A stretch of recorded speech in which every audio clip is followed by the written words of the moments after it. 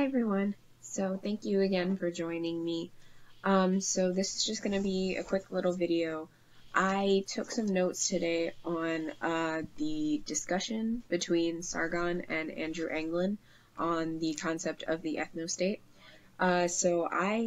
This is just a video. I know I did one asking people like JF their opinion on it. Well, I'd like to ask people like Andrew Anglin their opinion on it.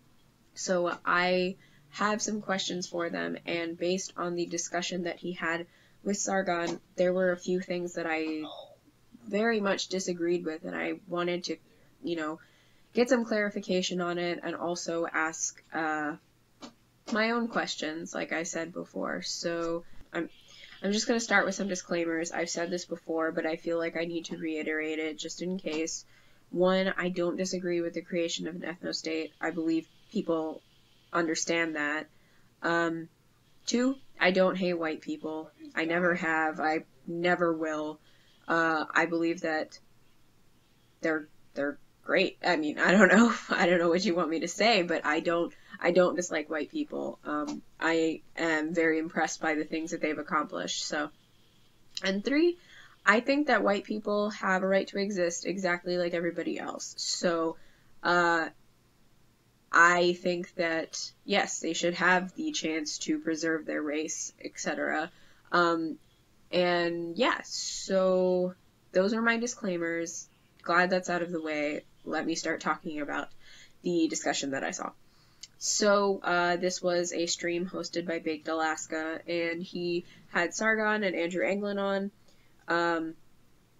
I had never really heard of him before, other than, like Andy Worski and JF talking about Andrew Anglin from before, and I heard a bit of the stream that had him and a few other people on it. Yeah, I heard just a little bit of it, and Sargon was there too, I think, but anyway.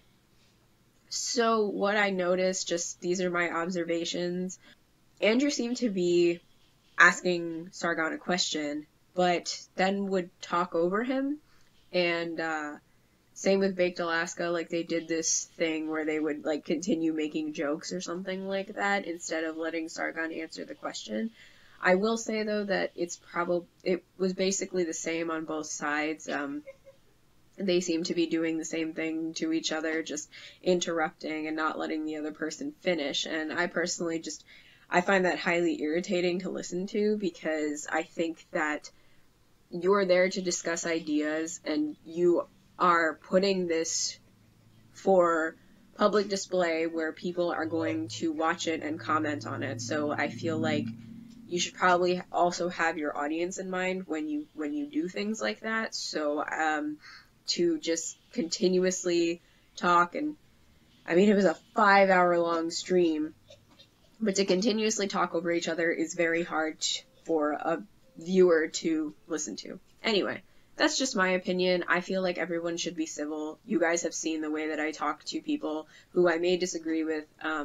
So yeah, I mean, everybody has different styles of presenting their arguments. So, I'm simply here to just ask some questions because I see a few holes in the pro-ethnostate argument that Andrew Anglin presents. So I guess I just wanted to address those and ask some questions and also give my own take on certain things and, just some observations that I had while watching or, listening to the stream. I'm just going to be paraphrasing Andrew Anglin's points. I will link the video into the description. You guys should take a look at it. I couldn't get through the whole thing because, like I said before, it's 5 hours, but I think I understood I got through maybe an hour and a half or so before I had to stop. So, I mean, and like I said, I'm not arguing anything here. I'm just asking my questions and presenting my observations. That's all. The first thing that I've noticed is, I'm going to be paraphrasing what he said in order to present these points.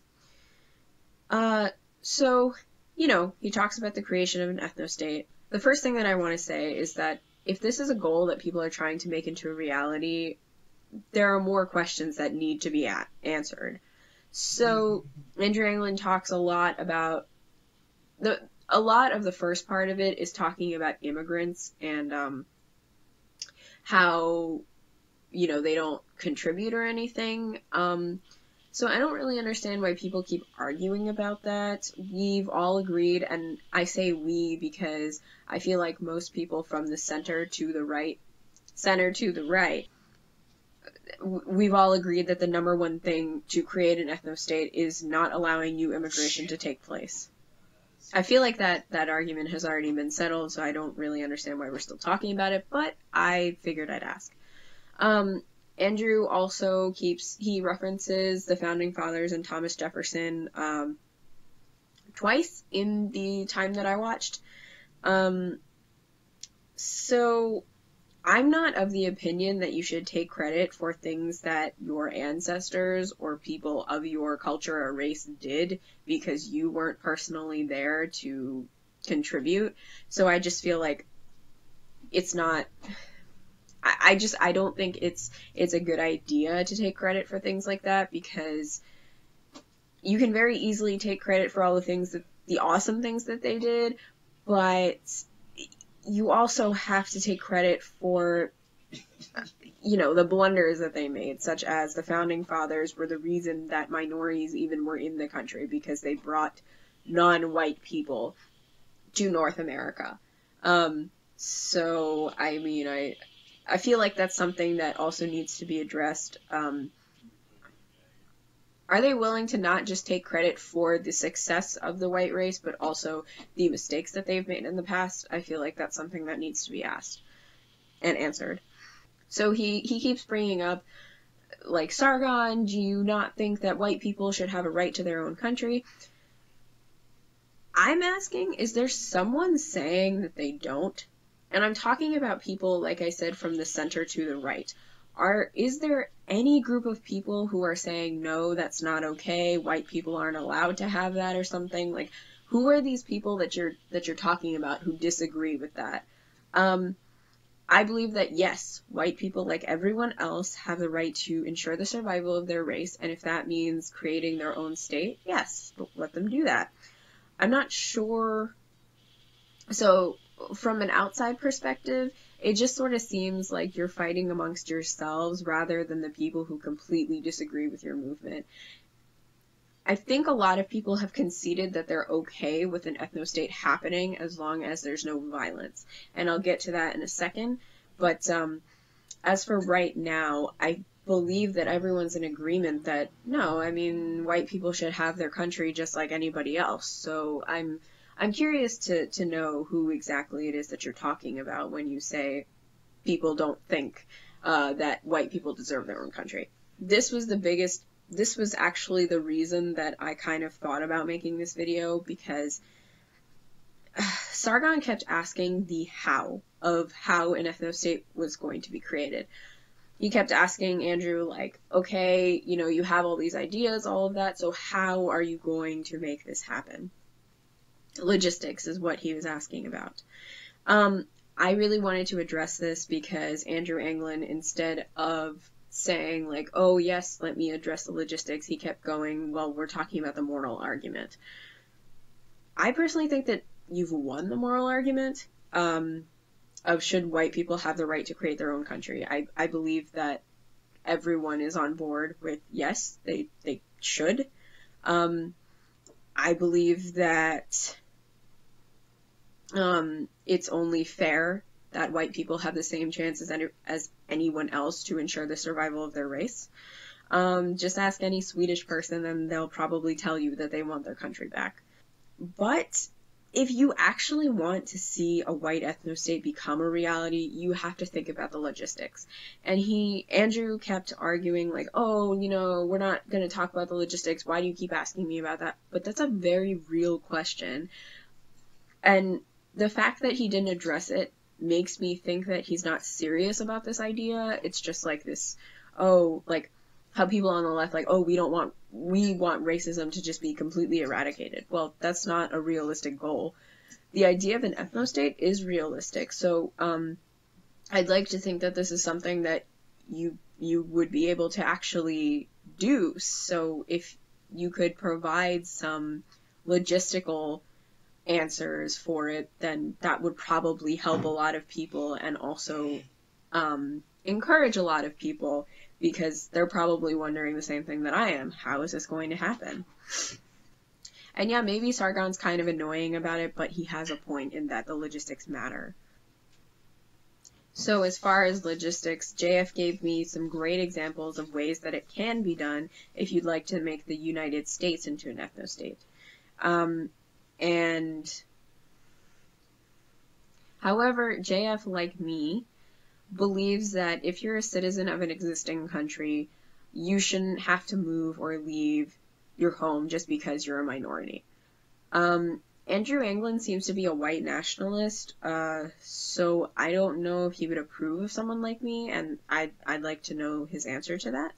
He might. I honestly have no idea, so, yeah, I feel like that's another thing that, you know, people want answered.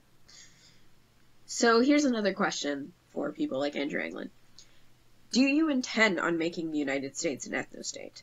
Or are you going to find somewhere else to start it? I'll refrain from sharing my thoughts on it until an answer has been given, because I don't want to assume anything. So if you could answer that question, that'd be great. Another question, and I think this is also a very important one, who's going to lead the movement? Everybody has their own ideas, but which is the right answer? Who's going to be in charge if the ethnostate actually became a thing? Not only who's going to be in charge, but who's going to be the one to lead the white race into this new state. Another thing that Andrew, so those were some questions. Here's just a thing that Andrew said that I wanted to comment on. He said that why do a lot of minorities think that they have the rights to access whites? I'm kind of curious as to who you're referring to, because I don't think it's people like me, because I don't feel like I have a right to access white people or white spaces or something like that. I mean, I don't really need white people in my life, and they don't really need me, but that's because I'm self-sufficient, so I don't have to depend on them for anything. So I'd like some clarification on that. He also said something about immigrants invading. Now, how is it, like, he stated that immigrants have invaded the United States and undermined the white race, who are the owners of this country. So he's talking about invasion in, like, the sense that there are a bunch of unproductive people who come here and they're not willing to assimilate to the culture, and they have a bunch of children who are also not willing to assimilate to the culture and also not do anything productive for society. However, what about people like my parents who came to this country to be productive and also assimilate into the culture? I'd like to know if he still considers that invasion. So there's that. Another question. So he talks a lot about the 1965 Immigration Act. Now, this kind of ties into what I said before. Andrew, if you or anybody else wants to take credit for all of the amazing things that white people have done, you also have to take credit for this Immigration Act. You also said that Democrats were the ones who presented it, and they were the ones who made it a thing. As far as I could see, both Democrats and Republicans voted on it, and there was a majority vote from both parties. So yeah, you could probably call BS and maybe dig up an ulterior motive, but the fact of the matter is that the United States did it.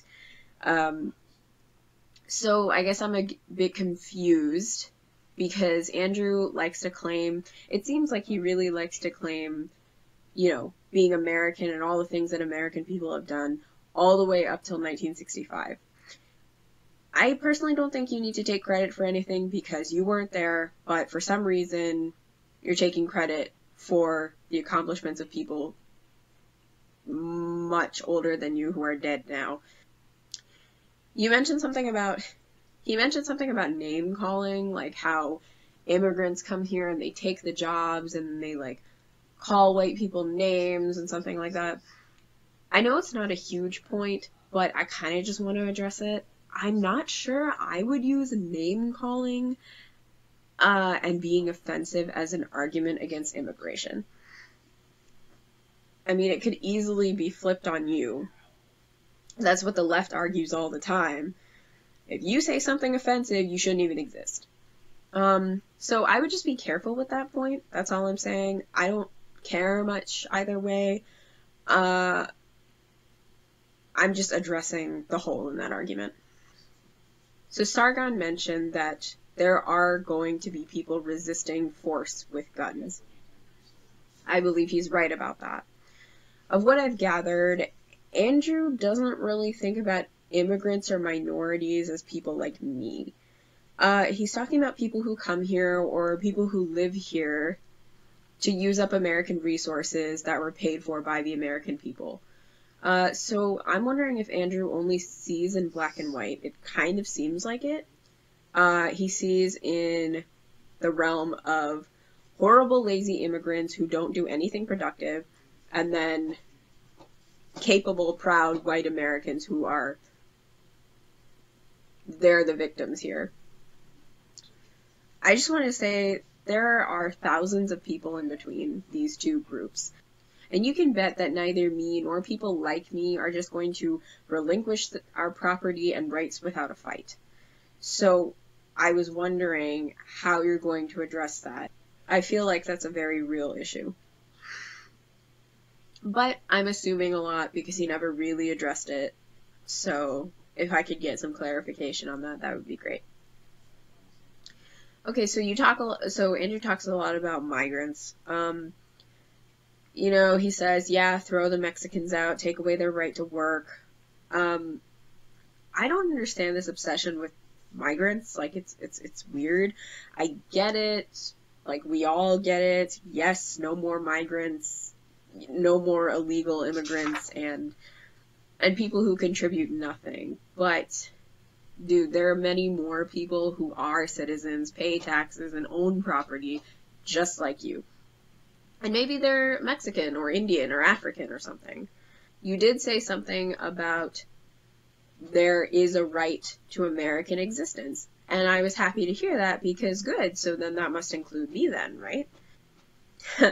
There was this really funny part that I kind of laughed at and rolled my eyes where Sargon asked, oh, okay, well, if black people took over the government and rounded everybody up and said, okay, relinquish your property and whatever, Andrew's response was, well, that's what they did in Africa.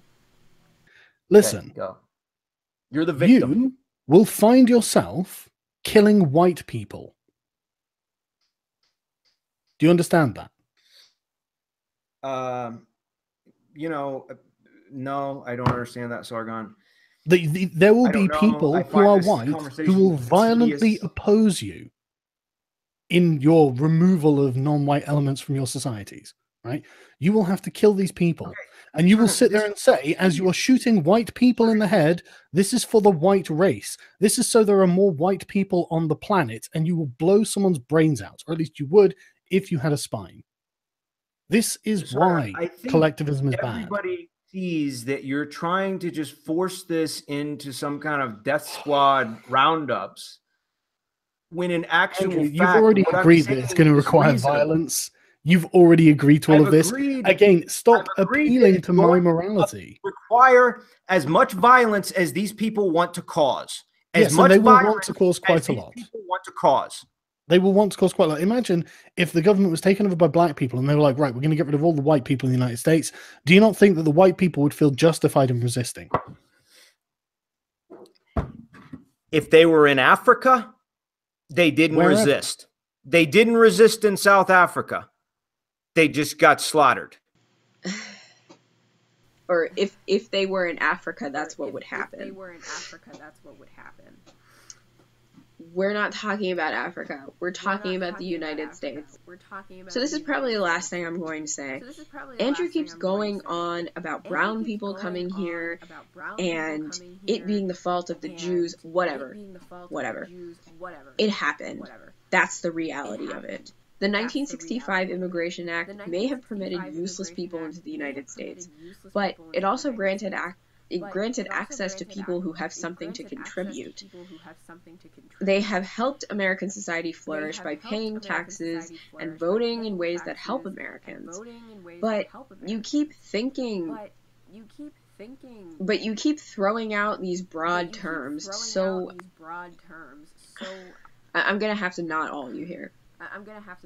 And yes, it is a big deal that it's not all.